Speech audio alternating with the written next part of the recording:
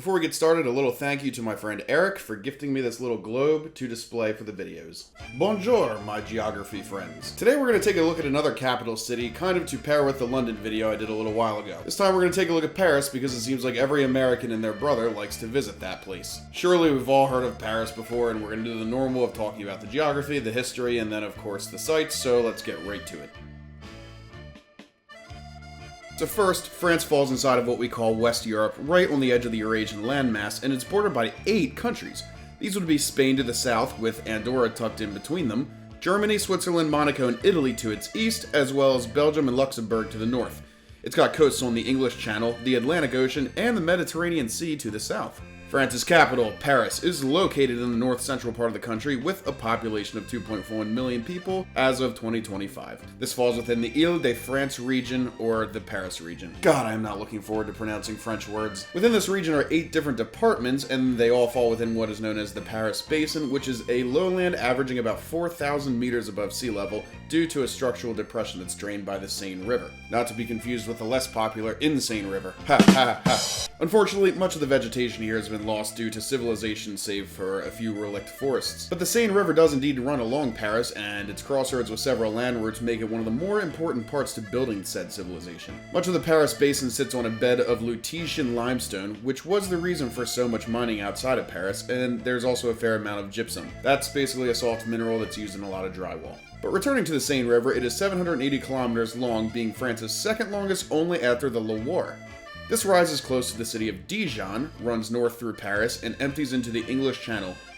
Surrounding Paris are rings of oak and beech forests nicknamed the Lungs of Paris, and the proper part of the city is rather small, with a radius of no more than 10 kilometers from the main square at any point. This is also why so many trees line the streets and appear to give Paris a feel as if engulfed by the forest, even though it isn't. Paris's climate can be described as rather temperate. However, in the winters it is known for having some very sharp winds.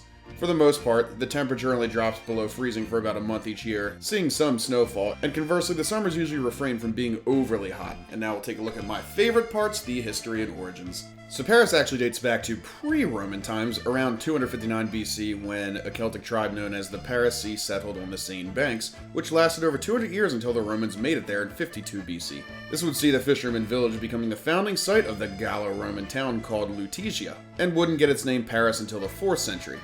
This was around when Attila the Hun began trolling all sorts of Western civilizations, and Paris was no exception. Finally, by the 6th century, France was established as a kingdom, and the first king of the Franks, Clovis I, made Paris the capital. Making our way to the 10th century, we can see the rise of the Capetian dynasty, and this is the era that saw Paris start to prosper. Remember that thing I said about all sorts of crossroads with the Seine River? Well, this allowed it to do some heavy trading in silver thanks to their location, and that largely helped the dynasty stay in power all the way to the 14th century. But rewinding a little bit, the 12th century is when Paris would see its first university, appointed by Louis IX, called Sorbonne, named after Robert de Sorbonne. By the time they would reach the 14th century, Paris would indeed become the most populated city in Europe, which definitely had a hand in the spreading of the Black Death. And you may remember from my London video me briefly mentioning the 100 Years' War, as this had a heavy impact on Paris as well.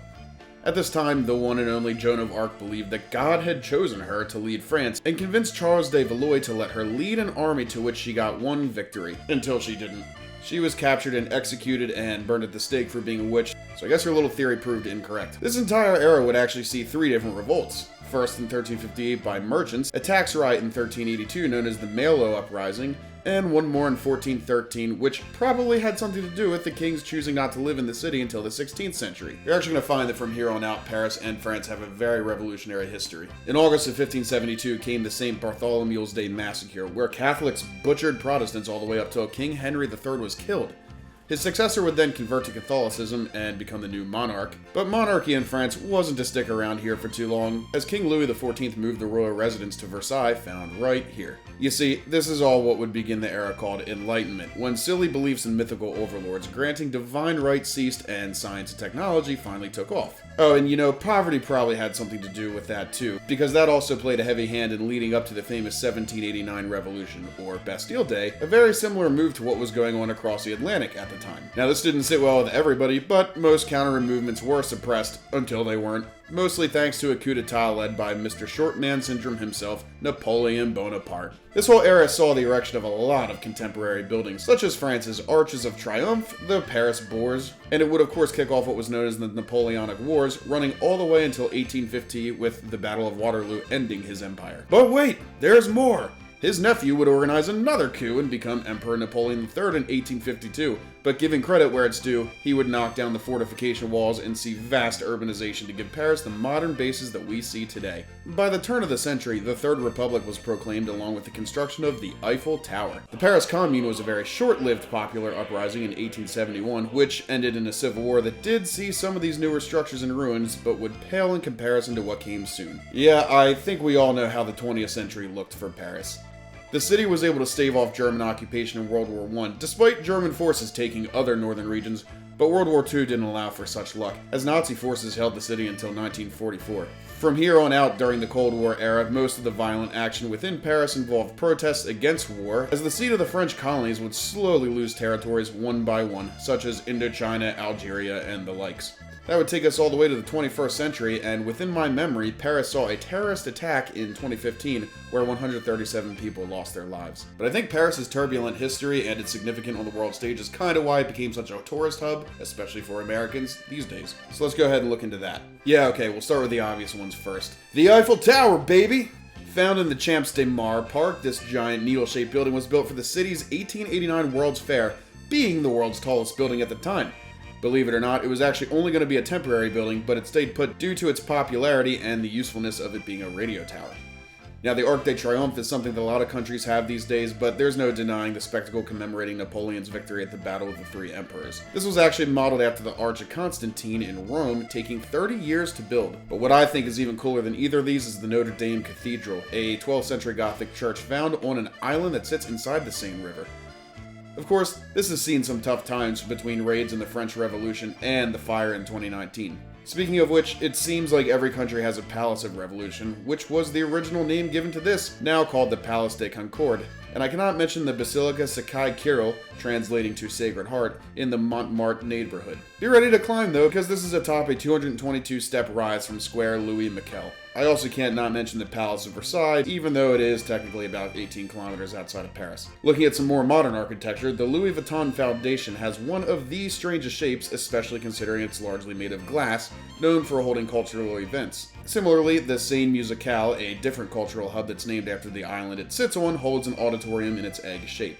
The Louvre is a glass pyramid that's surrounded by a 12th century fortress, and I should note that this and the corresponding art gallery museum with the Mona Lisa are notoriously busy, so it's recommended to check it out on a weekday or something. The Grand Palace and its smaller sister museum, Petit Palace, I don't even know. Both of these are tribute to arts in the city itself, with the former being 100,000 square foot built for the World's Fair of 1900. The Museum of Picasso is located right in Marais for easy accessibility, and the Museum of Orsay full of impressionist art. Probably had enough of art and galleries by now, but the Pompidou Center is said to have some of the biggest influence on modern architecture. Hell, there's even an entire district called La Défense District that hosts a near-futuristic look, including the Grand Arch, commemorating the bicentenary of the French Revolution. But as much as I'm an architecture nerd, there is more to it than just this. The main street, Les Champs, is widely considered one of the most famous streets in the world, especially for those who love to shop and submerge into that sweet, sweet consumerism, being every husband's favorite part of traveling with their wives. The River Seine itself is a spectacle to behold, especially because of the many bridges like the ones on the River Thames in London. The Pont Alexandre III is likely the most famous one, named for a czar that sealed a Franco-Russian alliance. I guess that wouldn't last, would it? Like to go underground? Check out the canopy of Leigh Hall, known for its steel roof, the Westfield Forum, and 18,000 glass panels that let the light in. Now, like most European cities, public transit is pretty immaculate, and Paris includes the Metro Line 6, 13 different tram lines, and the Regional Express network. Line 1 would be the oldest in the country, and Gare du Nord is easily the busiest one. Thus, it should be no surprise that Paris has a number of huge airports, with the most famous one being the Charles de Gaulle Airport, named after the military officer and statesman that led the Free French forces against Nazi Germany. Something you might hear about is the Left Bank, which includes Napoleon's tomb, the Eiffel Tower, and some of the most beautiful streets, as well as several museums I mentioned earlier, should you want a place to people watch and spend some downtime and kind of see a bunch of these things I talked about at once. The river that I won't shut up about is also said to have some moored barges where one can get some booze. Speaking of bars, Harry's New York bar might be one of the most famous, a reflection of US life built in 1911 that has over 300 whiskeys and is the birthplace of the Bloody Mary. The Café de Flore is another big one from the 1800s, and if for nothing else but its shape, the Rotonde de Stalingrad was a customs office in the 18th century but is now full of bars, found in the district named after the Red Army victory in World War II. Paris is obviously loaded with greenery and parks, most of them being found in central areas such as Parc Monceau and the Tuileries Garden, and the Parc des Buttes-Chaumont. If you're looking for one that's a little more unique, there's the Lutetia Arena, which is a very well-preserved Roman amphitheater in the heart of the city. Or perhaps you prefer the Maison de Balzac Park, which features one of the homes of the famous writer, and a massive garden overlooking the Eiffel Tower. Big surprise here, but the most famous university in Paris is the University of Paris. Some important figures that we didn't already touch on from Paris include Victor Hugo and poet and Enlightenment enthusiast Voltaire, both with significance to the Paris Pantheon, which I definitely didn't forget to mention during the architecture part and am now squeezing in last minute. Films that you can find shooting locations for in Paris include The Bourne Identity, The Da Vinci Code, Taken, and several others with actors such as Roman Polanski, Brigitte Bardot, Emma Watson, and Vincent Cassel coming from here. Paris is known to host a lot of events that draw people to it, including, of course, Bastille Day, which celebrates the revolution on July 14th and sweeps across the entire city and, honestly, the entire country. Like London, they also host a marathon every year, Paris Fashion Week in the spring and fall each year, as well as the Nuit Blanche Art Festival that quite literally lights up the streets every June. Paris and France as a whole take their food very seriously, so if you make your way to the city, you're definitely going to want to try some. These include, but are certainly not limited to, brie and other cheeses, macaroons, croissants and baguettes, steak frites, choquettes, and of course, escargot. Now I know, we were all probably thinking the same thing about that last one, but it ain't all about snails, or crepes for that matter, but you'll find plenty of those. We'll close things out with some spooky adventures, my favorites, like the Catacombs of Paris, which is basically an underground ossuary made up of the remains of over 6 million people. The Père Lachaise Cemetery is the largest cemetery, covering 110 acres, and is the most visited necropolis in the world. Sorry, Greece, France beat you to this one. There's even several walking tours one can take, such as the Ghosts, Legends, and Mysteries walking tour at nighttime. Lest we forget, the Palais Garnier, which inspired the Phantom of the Opera, can be found in Paris, as well as Dark Sewers Ego, a damp and odorous step below the city that gives a look at some of its underground history. And with that, I think we're pretty stacked. I'll admit, as someone who likes to travel all over the place, Paris has been one of my least sought out destinations because I feel like everyone goes there, but also, there's far more to it than what seasoned travelers might give it credit for. Thank you for sticking around. What do you think of Paris? Did I miss anything important? I won't even ask did I mispronounce any words, because the answer is an obvious yes. Feel free to drop a comment and I will see you on the other side.